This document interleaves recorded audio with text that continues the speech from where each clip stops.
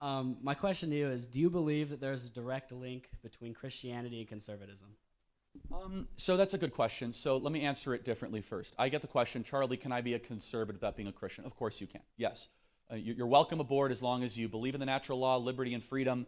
You believe in our core tenets. But I do not believe you can have a cogent conservative worldview or philosophy without at least first theism and definitely without some sort of biblical view. You can't. Because you're always going to be deriving it back to what standard, what moral worldview, what basis. Now, said differently, you could be an atheist. You're an atheist here tonight. God bless you. Glad you're here. And no, seriously, I mean that. And you could believe everything that I believe politically. I would just probably say you derived it from a theistic Christian worldview, if that makes sense. So do I think they're linked together? So let me say this. I think if you are a Bible-believing Christian, you should be a conservative as well. Conserving the good, the true, and the beautiful, protecting the vulnerable, those that can't protect themselves, using strength to protect the weak, not the strength to crush the weak, all these things that conservatives believe. At the same time, I do believe in a movement that is not only for Christians, because we live in a pluralistic society of differences of opinions. I'm always going to own the fact that I'm a Christian, as evidenced by inviting Frank right up, to just witness for you at the beginning. He did a great job, didn't he? That was great. He really did. But it is a movement where we are trying to fight for liberty. You might think liberty is just an accident of evolution. I think liberty is God's idea, not man's idea. Does that answer your question? Thank you. Thank you. Hi, so honestly, I just wanted to ask how your wife and baby are doing. Thank you. That's very kind. Baby is 9 weeks today, praise God, and we're very happy. She's doing wonderful, thank you. I think they're watching right now, and it changes your life in every way possible. Highly recommend, 10 out of 10. You should do it. So God bless you. Thank you. Hi. To address your previous assertion that race means nothing, critical race theory is not being taught in schools. It is a academic theory that's pretty much delegated only to higher academia. They are not teaching it in schools. Your explanation of it was an oversimplification. You address the real history behind it, unlike most people. And why, if race means nothing, does it affect our history? Say 1921 Tulsa Race Massacre. Why is there such evil history with something that supposedly means nothing? Okay, so first of all, you're wrong. It is being taught in elementary schools. I'll give you an example. Not only is it being taught, it's being enforced. So in Denver, there is a playground where they say white families not allowed. Would you support that? That seems like a ridiculous edge case. So I'll give you another example. Actually, in the National Education Association's training manual, which is the largest teacher union in the country, they had a seminar on how to teach critical race theory to kids. That sounds like it's in our schools, doesn't it? What that is it's literally just common sense. It's saying that this is real history. This is what has happened in the past. Right. So that matters. Okay, got it. So, for example, would you say that black-only dormitories is wrong? It certainly creates a sense of community. I don't see any problem with that. We have sororities. We have male-only dorms. Right. So racial differences are irrelevant and immaterial. Chromosomal differences actually do matter. But let me ask you a question. Are there differences between races? No, not biologically. Then why would we have different dormitories for races? Culture. Segregation is what you're arguing for, my friend. No, sir. No, sir. How is it not segregation to have blacks in their own dorm? You've just pigeonholed me, essentially. You've essentially just you've distracted from my original argument. No, you did that to yourself. Let's reemphasize. So Ibram X. Kendi argues, who is one of the leading thinkers of critical theory, race theory, discrimination today to atone for discrimination of yesterday. We have black-only graduation ceremonies at Columbia University, black-only dormitories across the country, for example, at Western Washington University. Can you join me today in saying black-only dormitories are evil, wrong, and it's segregation? You still haven't answered my question about why does this history simultaneously mean nothing? Well, I'm happy to answer that, but the fact you're dodging segregation in America, why is that? I'm arguing against segregation. So you're against black-only dormitories? Yes. Well, you said it was a force of community, and then you're not for critical race theory. That's an option. We have choice. Oh, so you could choose to segregate. That's a pigeonhole. What do you think of white-only dormitories? What? Would you support white-only dormitories? Everybody has a choice. So I think white-only and black-only anything is evil and wrong. That's why I hate critical theory and critical race theory, because when it's put in practice, you start to discriminate people based on race. So we're now south of the Mason-Dixon line in North Carolina. We did a lot of work to get rid of segregation in this country. Why are you trying to bring it back? What work? The Civil Rights Act of 1964. In this state? Yeah, actually, in this state. Are there black-only bathrooms out there I'm unaware of, or white-only bathrooms? Nah. Right. A lot of work was done in this state. Fuck you, your face is small. Well, thanks for being here. They always go to insults when they lose the argument. God bless you, my friend. All right, next one. I don't have an edgy race question. Oh, okay. But my question is, when 63% of Americans are living paycheck to paycheck, not even able to afford a home, car, or even basic necessities, when wages have only increased 15% since 1965, while the cost of a home has increased 118%, how does free market neoliberal capitalism address these issues when free market capitalism breeds these very issues? So I probably agree with part of that. I would reject the neoliberal because I'm not a neoliberal. I believe The economy is neoliberal. You're not neoliberal. Well, no, actually, the economy is partially neoliberal. So you How agree? is it not neoliberal? Part of our trade, Fully. part of our trade policies have recently not We're been globalist. neoliberal? We are globalized. We embrace globalization. That is neoliberal. You're getting way ahead of yourself, dude. Like you're at like a 10, you got to slow down to like a 6. Okay, I'm all here. right? I talk. I'm listening. Okay, good. All right, so how would free market capitalism fix part of this? Well, the answer is that there are externalities of free market capitalism. Markets should serve people. People should not serve markets. I would say generally some of the facts that you cited are totally correct. I talked about the destruction of the American middle class. Some of that can be attributed to bad government policy. Hopefully you and I can agree that the government being able to create money out of thin air crushes the American middle class and creates a tax called inflation, where every single working person in this room is 1 month poor despite working harder this year. That is because of government, not because of free market capitalism, that inflation is running out of control. We spent $5 trillion we don't have on pet projects that were silly and awful and terrible. To your point, though, and I actually can agree, and I am not a neoliberal, is I actually think that our economic policy needs to be done prudently, not ideologically, in the sense of we should make more stuff here, we should protect the muscular class, we need to have our own industrial base, immigration should serve the American citizen, both legal, and we should have no illegal immigration, we should have a moratorium on legal immigration until wages go up and American workers and students are put first and given a preference. But I would say this, though. There are some market forces that could be generally really good, okay? And just throwing away all markets in kind of one sentence and just kind of dismissing it, I think would be a catastrophic mistake. I'll give you some examples. I'm not anti-market.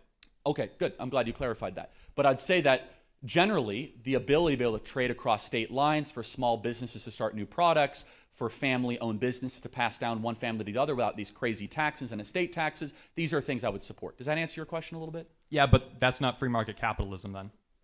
Okay, well, it depends how you define it, right? So do you mean laissez-faire, no government interference? Well, no, it doesn't have to be laissez-faire. It's just that's not free market if you're only restricting jobs to America. It's not free market. Okay, well, actually it is, because Adam Smith, the author of Wealth of Nations, was a protectionist. Abraham Lincoln was a protectionist. Okay. So the original free market thinkers of the 1700s and 1800s, including Alexander Hamilton, they were free markets, but they were also nationalists. They wanted their country to be able to thrive and succeed because markets should serve people in the country. People in the country should not serve markets. That's my position economically. Markets are a general good for society. We should only intervene prudently when we see externalities that start to harm people or wages go down or there are results that we don't like in that regard. Thank you for your question, and thanks for being here tonight.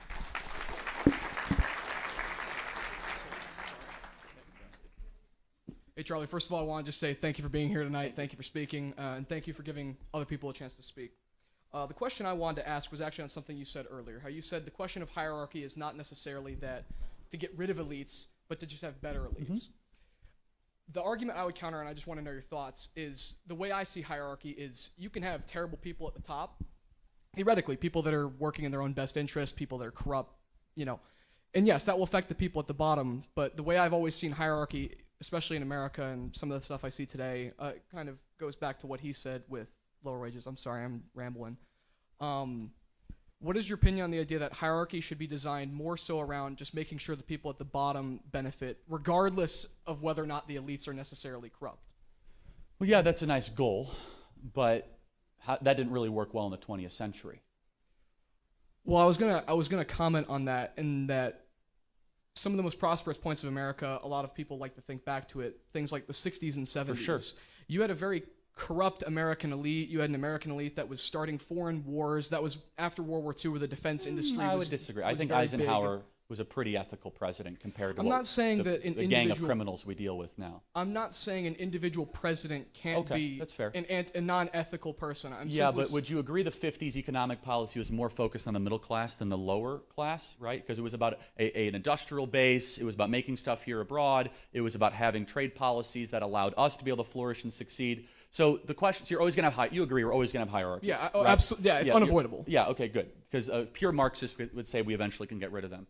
I think that's woefully utopian. Yeah. But the question is then, when you design a system, who should it serve? Aristotle would argue the middle class is everything. I totally agree, right? It's the people that don't commit crimes, they pay their taxes, right? They're not going to get fabulously wealthy in their lifetime, but they should be able to have a commitment to retirement, see their life improve, their kids should be able to get well educated and live a nice and normal life, and the society should be stabilized around that, right? When that middle class disappears and you get a permanent government-addicted class, too much on the bottom, or you get too much of an oligarchy on top, then I think the entire system starts to shatter. So I think we're saying the same things in some ways, but my argument is that you're always going to have hierarchies, and I would love to be able to see leaders in the top of the hierarchy, the billionaire class, if you will, pander less to the needs, wants, and interests of some esoteric climate change propaganda from the World Economic Forum, and instead say, hey, I have a lot of money. How am I going to use that money to benefit people's freedom and liberty and middle class potential, not trying to turn off our energy supremacy or superiority, which is the dumbest thing and actually hurts middle income Americans and make your energy bills even more expensive, if that makes sense. So I guess you would probably agree then that kind of the difference between the 50s and now is that the middle class has kind of been ground down on the Yeah, totem intentionally, pole. I think. Okay. Yeah. So then, and, yeah. We and would I think probably it's a more variety of agree. things. I think public policy, I think Wall Street's taken over our government, but also I will say this, I don't agree with libertarians on a lot of stuff, but they are totally right on monetary policy. Our monetary policy has been a robbery campaign of the American middle class, of destroying the American dollar, of depleting our purchasing power since the 1950s. So, for example, in the 1950s, your dollar just went further than it does now. It did. And that destroys middle income earners and is a rigged game against working people. Got to get to the next question. Thank you. Appreciate it. Thank you.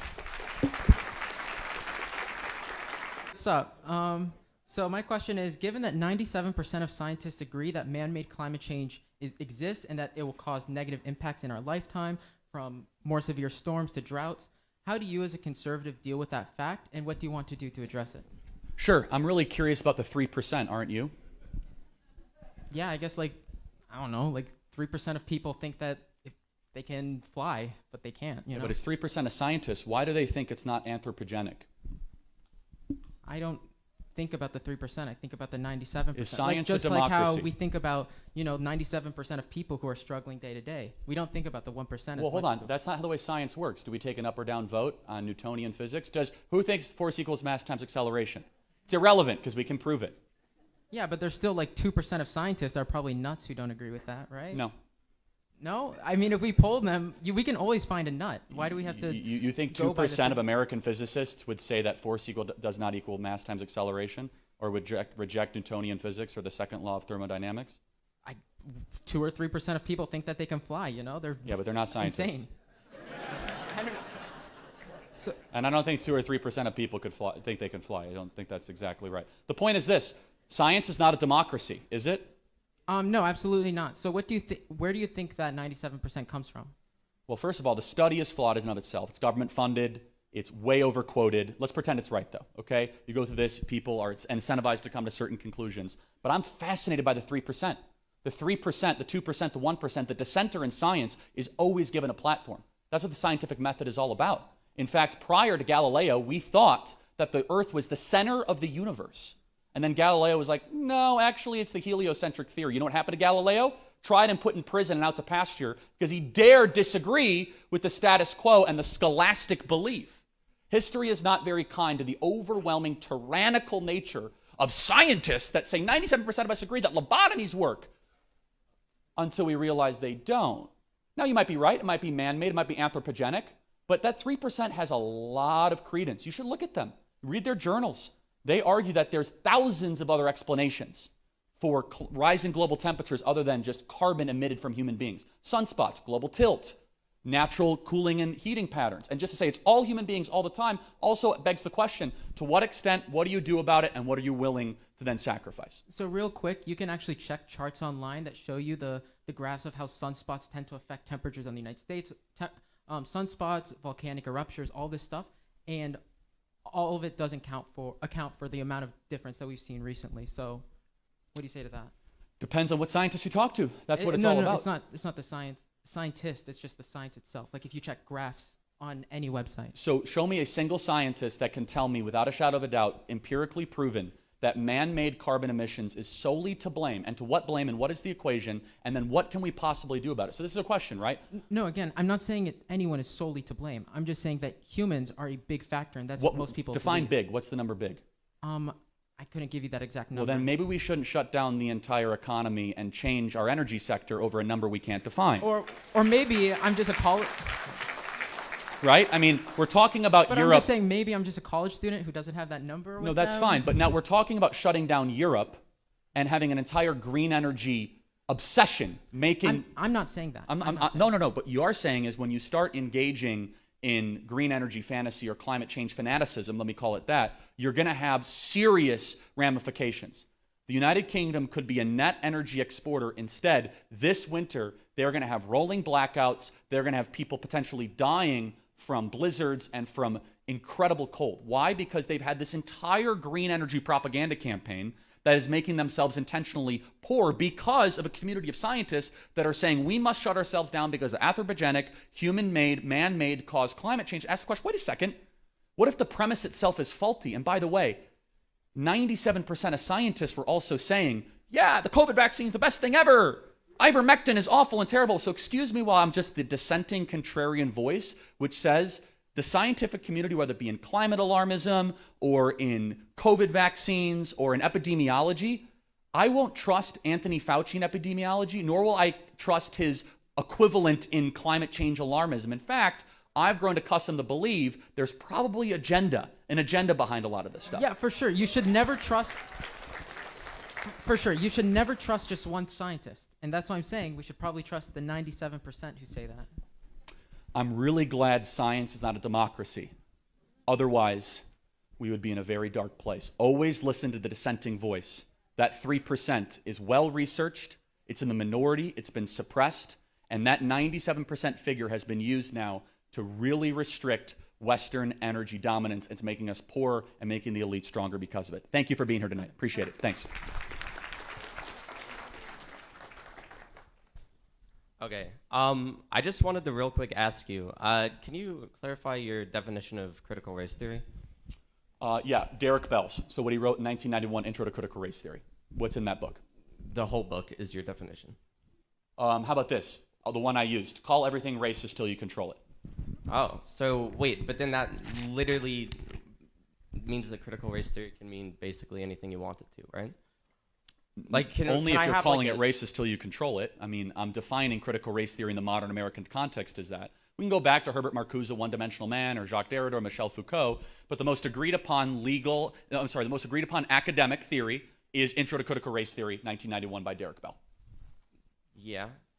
Wait, but... Are you familiar with that literature? Well, yeah, I read the book, but I don't remember anything about it. It was for, like, a college class. Like, let's be honest. Nobody remembers the books they read in college. Sounds like a great value proposition to go to college. No. It is. Trust me. But, like, well, but you didn't go to college, so I guess you wouldn't know. It's true, I didn't. So let me ask you, though, does that mean that I'm not able to have this conversation with you? Because I actually remember the book and you didn't, and you paid for it.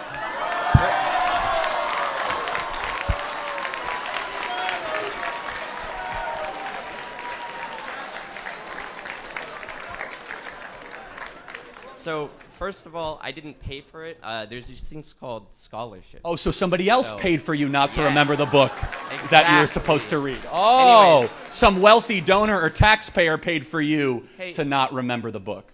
I have a question. Who are your wealthy donors? Many of them are in this room. Thank you guys for your wonderful support, by the way. Interesting. We have over 130,000 grassroots donors at Turning Point USA, 130,000. I think we have some people in the back that chip in $5, $10, $15. God bless you, God bless you, God bless you, God bless you, God bless you. We are a grassroots funded operation. But let me give you another example. I'll give you 5 things that critical race theory believes. Number 1, the notion that racism is ordinary and everywhere. Number 2, the idea of interest convergence, otherwise known as intersectionality. Number 3, the social construction of race, meaning that there is a social construction around race in our society. The 4, idea of storytelling and counter storytelling. Number 5 is that no matter how hard you work, no matter how hard you do, you cannot remove racism from your society. Those are 5 pillars of critical race theory based on Derek Bell's Intro to Critical Race Theory. Does that ring a bell? Yes, but like, okay, so let me stick with this. What do you think? Oh fuck. We'll edit that out. My don't train. worry. Oh, my bad. Wait, am I not allowed to? It's not encouraged. Oh, okay, sorry. What was the third point? My mind is dying. The social construction of race? The social construction of race. Do you not think that race is at least partially socially constructed? Depends how you define it. So, like, what defines where one race ends and where one race begins? Depends who you're asking. I think race is completely and totally irrelevant. Do you think race is relevant? No. Okay, then why are we talking about race all the time, and why are we talking about critical race theory? Well, you brought it up at first when you were doing your speech. Right, So, remember I said it was a lie from the pit of hell that we should repudiate and stop talking about all the time? You're on scholarship? Sorry, what? Nothing. Sorry, go ahead.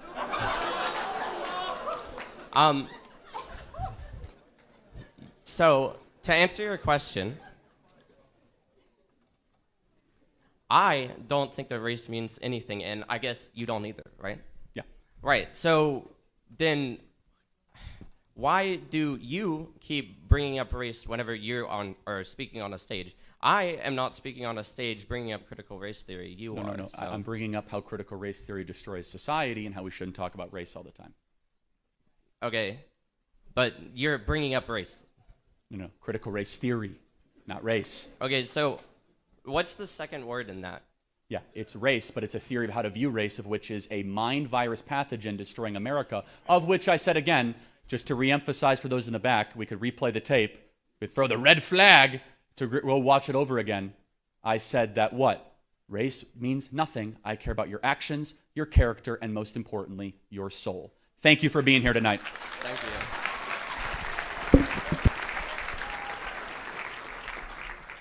So I'm not really asking much of a question, but I'm looking for advice. I want to run for Congress in a few years when I become of age. And I'm just wondering if you have any pointers or direction you can help guide me. You should run. We need more young people to run. We have Turning Point Action, which is not represented here tonight, which is our political arm that would love to help you and train you and pour into you. It's an amazing organization that's doing such awesome things.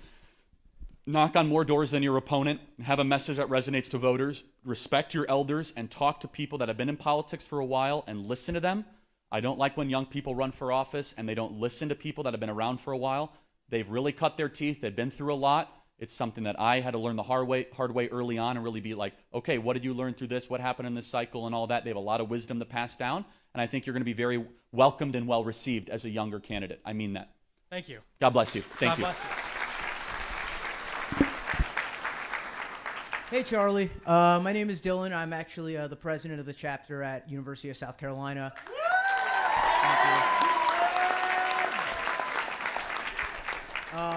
So I was actually at CLS this summer, you know, where you said chapters change the world, and I wholeheartedly agree with that. I was just asking you, so we had our fall semester come by. It's October now, and we had a big crop of freshmen come in the beginning. But little by little, you know, some peter out and some stop showing up. So how would you sustain, what would be your advice on sustaining membership? Yeah, just have events, be publicly out there, always trying to invite dialogue and discussion. And look, our Turning Point USA chapter deserves a lot of credit for what they've done here tonight, and you guys do such a great job. I was just there a year and a half ago, 2 years ago, 3 years ago. I can't remember. Everything is a blur post-2020. It all just kind of comes as a blur. But you got to stay engaged. You got to make it interesting. And then, try to invite as many speakers as you can to campus, and then everyone loves a good debate. Yeah. When you're looking for something to do, try to have a debate. Dialogue, disagreement is always the best thing you could do. And we'd love to have you back. Hey, I'll put it on the list. I went to Clemson last year, so I got to atone for that, right? Yes. I know, you're shocked. Hey. I won't do that again anytime We're soon. gonna I love beat Clemson, them. great We're gonna people. beat them this year. We are. Mark my words.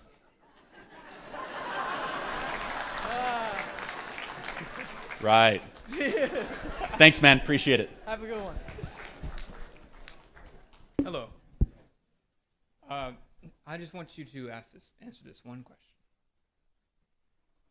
Do you understand that as a white man, you do not have to apologize for being white? You just have to acknowledge the racism that happens around you. That is all. What racism happens around me? Let's say that a racist police officer shoots me, right, and kills me, right? For you to be a white man and you see that and don't say anything about it, I believe that my community would be upset about that. Now, all you have to do as a white man, you don't have to get on the internet or on Twitter and say, I'm sorry for being white, but you should at least acknowledge the racism that happens around you. Okay, well, yeah, if an individual act of racism happens... That is just taking accountability for what happens around you. Hold on a second. First of all, I don't have to be accountability for a whole race, do I? Why do I have to be accountable for the white race? For yourself. Right, so if I'm racist, I'll take responsibility for that. You probably are not racist, but... Well, thank you. So then why do I have to comment on somebody else's racism? But what you should do is take accountability for the racism around you. Not pretend that it doesn't happen around you. Like, again, the example that I gave you, that if I was shot by a police officer and you found out that person was racist, right? Now, but why would you say take responsibility? How can I take responsibility for somebody else's actions? What you should do is just take accountability and say, hey, yes, that was racist, instead of saying, no, that officer wasn't racist. Well, hold on. You got to show me an instance and an example, but we're Okay. talking about such a micro problem that doesn't exist. Do you know that a black person is 18.5 times more likely to shoot and kill a police officer than a police officer is to go and shoot an unarmed black man? But is that the question that I asked you? No, you asked a hypothetical about if I'm going to take accountability for a racist police officer. But do you understand, if I inverted it on you, would you take accountability for all the blacks killing police in America? That was funny. No, would you? Why don't you take accountability for all the blacks killing police in New York? I wouldn't take accountability for it, but what I would say is, yes, there are a lot of black people in my community who do dumb things to other black people and to other white people. What I would not do is just pretend that it doesn't happen, so that, like I said, you as a white man has to do the same thing. I acknowledge it happens. I also acknowledge it's rarer than lightning striking you when you're outside. That's it. But let me ask you, who is Tony Timpa? That's all I wanted you to do. Thank you. I acknowledge it's rare, and I'm not going to have to take responsibility for an entire race at all. It's wrong and it's terrible. I wish we could have continued the conversation. Hello, how are you? Okay, sorry. I would like to say thank you for coming to UNC Charlotte. I do have a question about you, about cannabis. You probably don't get many questions about cannabis. So I would like to ask you about your stance on cannabis and then follow up with a following question. Probably in the past overly policed, but should not be legalized. Should not be legalized. And is it what is the reasons why you don't believe, or you believe it should stay illegal? Yeah, now we have an overwhelming amount of data to show when it's legalized, states get more dangerous, it gets messier, more homelessness, more vagrancy, more overdoses, more kids going on drugs, more heroin overdoses. It is a gateway drug, regardless what people say. It's laced with chemicals, with fentanyl, with hallucinogenics. Colorado went from the 10th in carjackings to first in carjackings, fourth in arson to the first in arson, third in rape to the second in rape. I mean, I could go through every statistic. Every state that has legalized weed has seen more crime, more vagrancy, more dropouts, more kids on the social outcast of society. Would you say that when you legalize marijuana, you can see the lab tests, you can see all the toxic chemicals inside of the cannabis plant, you can see how much THC is in there, how much CBD, what terpenes, if it has limonene, pinene, myrcene, there's a lot of cannabinoids inside Sounds of the... terrible. No, it's actually good. It's actually quite unique because there are different strains with different types of benefits. Some people take it recreationally. Some people take it for medical purposes. So why not we legalize it so it's safer for our community, so people know what they're consuming, and also we take marijuana off of the schedule. Well, the drug, yes, to make it federally legal so you can bank with it. But let me ask you this. So you say, why not? Can you give me an example of any state that has legalized weed and it's gotten safer? And it's gotten safer? Yes. So my knowledge is basically based on not necessarily, my question is not basically about about that statistics, but you based said on safer. I mean, that would be probably critical, well, right? safer in terms of consumption, in terms of what you're consuming. If it has toxic chemicals, Yeah, but guess what? You know, people still buy illegal weed despite the fact there's weed dispensaries on the corner in Vegas and in Denver. You don't get rid of the illegal drug market. You only enhance them to go to harder drugs and things they can't get in the store itself. There's more drug use in America than ever before, and we've legalized more drugs than ever before. It's been the great failure of the drug project the last 10 years. Every promise they've made is wrong. Oh, it's gonna weaken the cartels. No, it's not. They're stronger than ever. Oh, we're gonna get all this drug revenue. Actually, not really. There's more need for revenue because of the services that we can't even facilitate because of all the drugs. Or how about this one? They're like, oh yeah, it's better because kids are passing drugs in school. Yeah, now they're passing fentanyl in school, no longer weed in school. And so not only that, the crime, the vagrancy, the homelessness, the defecation, everywhere it's legalized has gotten more dangerous, period. So why would we want to bring that to our communities? So it's not so that's not what I'm asking. That's not what I was basically talking about here. What I'm talking about is basically the consumption of the safetiness of people who consume cannabis, and also there are lots of good benefits too, in terms of there are a lot of good terpenes in terms of limonene, also pinene actually increases can I ask you, when was the last time you did weed, man? Huh?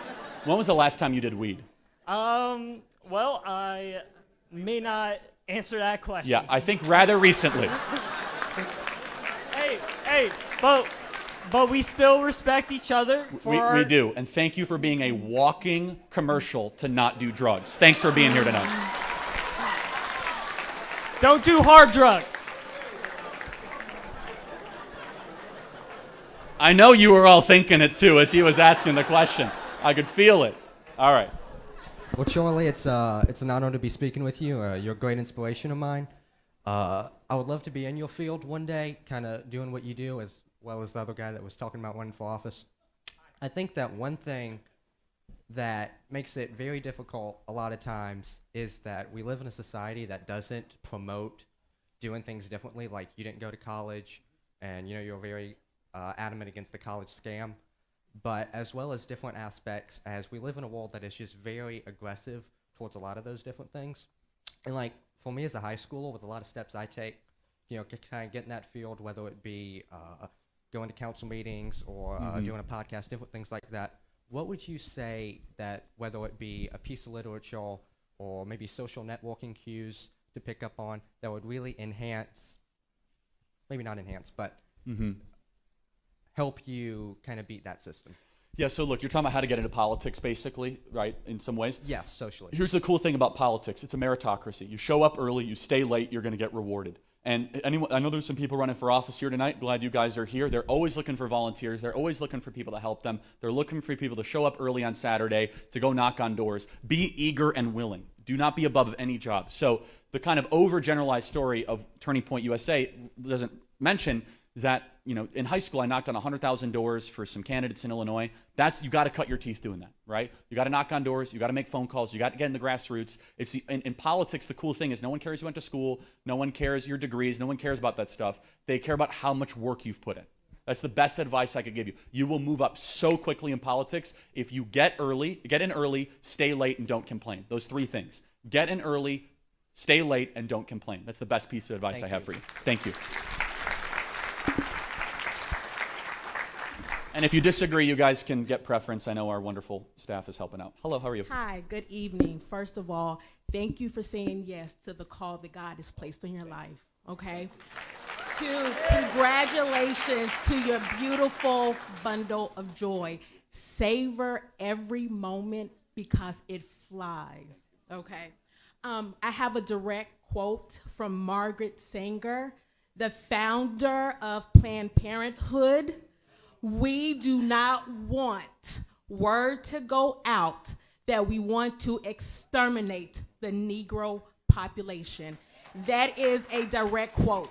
So my question is, knowing that abortion takes the lives of babies of all colors and ethnic backgrounds, but understanding it's the Black genocide of today. That's right, it is. Hands down. What have you discovered to be the most effective or creative way to combat the lies regarding this genocidal agenda? I like you.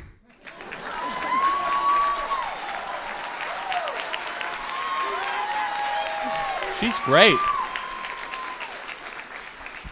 It is Black genocide, and thank you for saying that out loud. I say that and the media loses their mind. Yeah. But it disproportionately impacts the Black community. Life is beautiful, and life begins at conception. And we are seeing disproportionate amount of abortion clinics, Planned Parenthood clinics, and the founder was a eugenicist, period. The founder of Planned Parenthood was a eugenicist. Now, are the current leaders of it eugenicists? We don't know, but if you were trying to exterminate the Black population, how would you do things any differently than what Planned Parenthood is doing right now? So how do we go back against it? We got to play offense. We got to explain the pro-life issue. We got to talk about why life is beautiful. And honestly, we also got to step up, those of us that are Christians and conservatives, with the resources, the charities, the services to make sure that we get rid of the myth of unwanted children. There is not an unwanted child in America. We just need to make sure people that are in crisis, that are pregnant, are able to find adoption services, find the services necessary. That's the way I lead on it. But honestly, I yield back to Malcolm X, who, number one, did call it a black genocide. And I don't agree with Malcolm X on everything, but you know what else? You know who he blamed? The white liberal, and he was right. This is a tyranny of the white liberal going after the Black community. Let me just kind of ask you a question in closing here. What is your message to white liberals out there that are trying to push this in the Black community? I'm sorry. That if you don't do the research and if you don't understand, then shut up. Do the research. No, I'm serious. Do the work. Do the work. Understand why that over, I think it's 88% of Planned Parenthoods are strategically placed in Black and minority neighborhoods. Why? Let's reverse engineer. Why is it like in the state of New York, there are more Black babies being murdered in the womb than are alive? So the words of Margaret Sanger has turned out to be prophetic. And also, the abortion agenda is a multi-billion-dollar industry. There is money in dead baby parts. You can find it. It was found in food, cosmetics, everywhere. So this is the facts. This is the truth. Give it up for her. That's great. Give it up for her.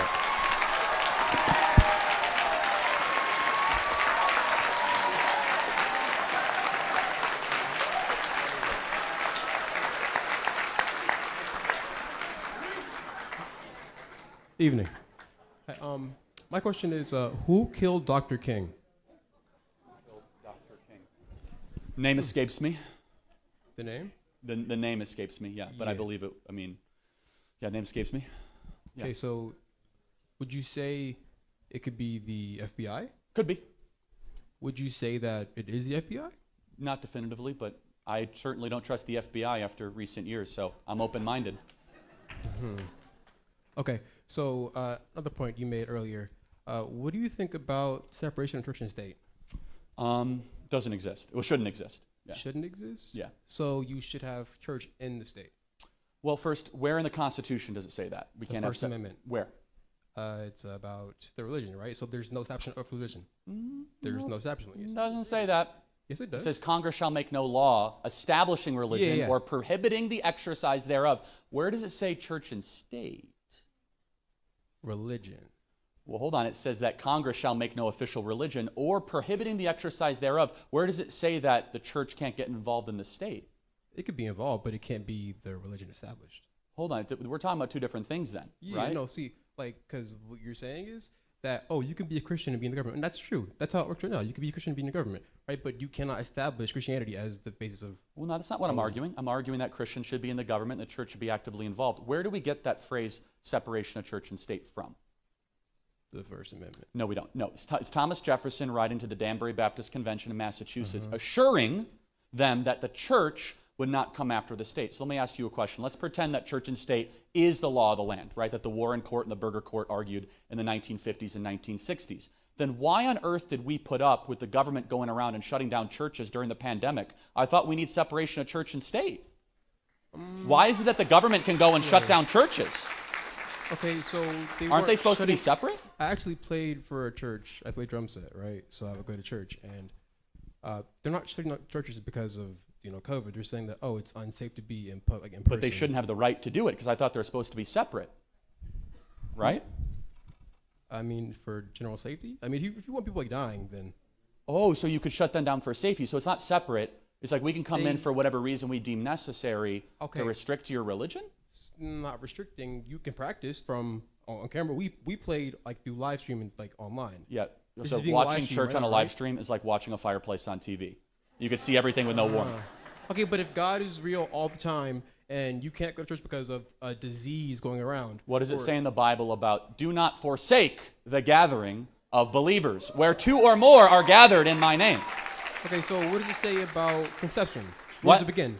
Huh? Conception, or when does life begin? At conception, of course. Yeah. I thought it said at first breath. No, it actually doesn't say that. So What's the verse? Well, hold on. First of all, it says, I knew you before you were in the womb. Yeah. And what you are doing is paraphrasing what you consider to be ex nihilo, out of nothing, made in the image of God. The breath of God was actually where life begins. So the question would be, was John the Baptist a baby when he leapt in Elizabeth's womb? Was he? Are you a Christian? Me? Yeah. Am I? You play drums at a church, so I hope you're a Christian. Used to.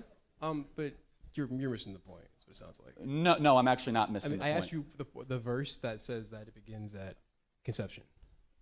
Right, so I knew you before you were in the womb is one of many verses of which it reinforces that you should protect life in the womb. But what you're doing is interpreting, right? So I want you to tell me where No, it says I'm that reading. life begins at. How are you reading? There's no book. There's no book? I've memorized scripture. You should try it. So you're reading it in your brain right now? Well, no, in Jeremiah it says very clearly, I knew you before you were in the womb. Yeah. So when it says in the Bible that conception begins at first breath. No, it doesn't say that. It doesn't. What does it say? You're misquoting it very clearly. Psalm 139, 13 through 16. For you formed my inward parts, it says. You wove me in my mother's womb, it says. I will give thanks to you, for I'm fearfully and wonderfully made. Wonderful are your works, and my soul knows it very well. Fearfully, wonderfully made, and my inward works. That sounds like a baby in the womb, doesn't it? Yeah, well, a fetus in the womb. A fetus in the womb? Yeah. What species is that fetus? A fetus? Species. What species is that fetus? Human. So it would be a human life? Well, it would be eventually. Oh, but when does it become a human life then? When it's born, when it breathes. Oh, really? So that a 26-week-old preemie baby that is saved because of a cesarean section isn't a baby until it comes out of the womb? I mean, if it's born, it's born. So you believe that we should be able to terminate a pregnancy up until the moment of birth? Did I say that? I'm asking. No. Okay, so then what restriction on abortion would you give? Well, if the woman who is giving birth is going to die, which never happens. Which never happens. That's right. So that's right. It is a mythology that women will die if they have a baby. That's right. You could talk to entire communities of OBs. You know why? Because if cesarean option is entertained, then you could save both the mother and the baby. Instead, the abortion industry lies to the mother, and they say that you must terminate the baby to save the mother's life. So You what could talk to about hundreds of Christian OBs and non-Christian OBs, and they will tell you that is a mythology of the abortion industry. You know what? That's funny. No, it's actually the not way, funny. No. I'm saying the way you represent facts, like willingly and knowingly. I'm sorry. The way you you knowingly represent facts. You say, oh, okay, abortion. Oh, it's terrible because you can't possibly save the baby and you can't possibly save the mother at the same time. No, it happens. The 10-year-old in Ohio, right? Yes, a cesarean section could have saved the baby's life and the mother's life. Do you know what a cesarean section is? Do you? Yes, my wife had one. Oh, okay. That's good for you. I'm saying when the baby, right? So do you know what a cesarean section is or no? I honestly don't know. Yeah, so I would, here's a little word to the wise. Let's quit while you're ahead. A cesarean section is a medical intervention that saves tens of thousands of lives every single year of a small slit done at the top of a woman's C-section. pelvis. Yeah, cesarean section. That's a C-section abbreviated, all right? Wow. So maybe that's where we get the term C-section from. So guess what? If every woman that's lied to by Planned Parenthood was given a C-section instead of an abortion, then all of a sudden abortion would not be necessary to save their life. Every single one of them. If you talk to hundreds of OBs across the country, they will say medical necessary abortion is a lie. So when Period. you're 10 years End old, of story. right? And you're pregnant, right? You're 10 years old and pregnant, okay? So you really can't give birth through your womb. You can't give So birth to you that. do a C-section. How? You cut See, them what? open and you lift the baby up and everyone lives. How does the baby survive? Hopefully through a work of God and also medical technology that is the most common surgery in America. So I'll kind of close with this and then we'll get to the next question because we're running low on time. When does life begin? At first breath. At first breath. That moral standard of first breath would therefore believe that you could have abortion up until the moment of birth. Life begins at conception. I'm going to say this as nicely as I possibly can. You're a drummer at a church. You should probably reconsider that because you are advocating for the most horrific and brutal eugenic, non-Christian abortion policies that I could possibly imagine. I hope you prayerfully reconsider and repent. Thank you for being here tonight.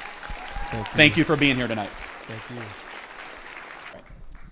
Hello, Charlie. My name is James Friday. First of all, I want to completely second everything my sister just said. That was really good.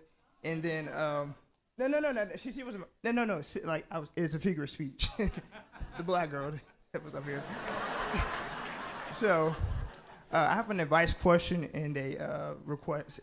So the first one is, do you have any advice about medical school and law school? Like, I want to do that. And so, like, which one to go to? Because it's really terrible, like the University of Michigan and It's all bad that. out there. And Liberty Yale. University has a pretty good The nursing program. The DO program, I heard about that. Yale? No. The DO program. Oh, yeah, no, they do. I'm sorry, I thought you said Yale. I misheard. Yes, but Liberty has a better one than most schools, and they're not woke. They're really strong and conservative, and they do a great job. You should give it up. Liberty does a nice job. So, but the list is very, very minimal.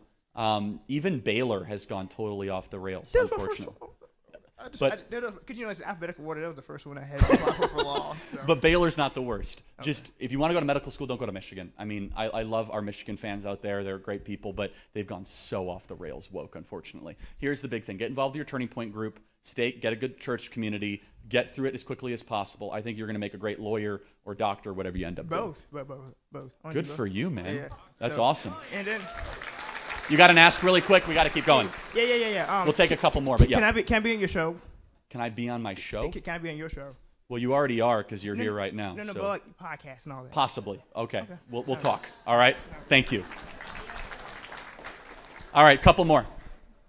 I'm a student here at UNC Charlotte, and I just had a question. You have claimed to support free speech and right to assembly.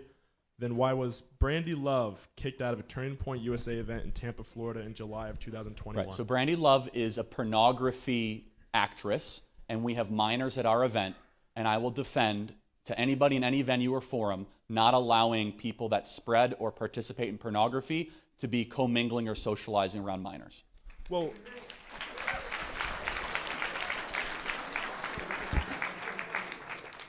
the clothes that Brandy was wearing and the conversation she was having had nothing to do with her pornography. Yeah, I don't care. If you participate in pornography, you're not going to be around young children. I'm not going to endorse that as an organizer. I'm not going to act like that's normal and that it's okay. if you engage in something that so many young men struggle with, that are addicted to, that are destroying marriages, I consider you to be a willful participant in a parasitic force in America, and that does not have a place at a Turning Point USA event.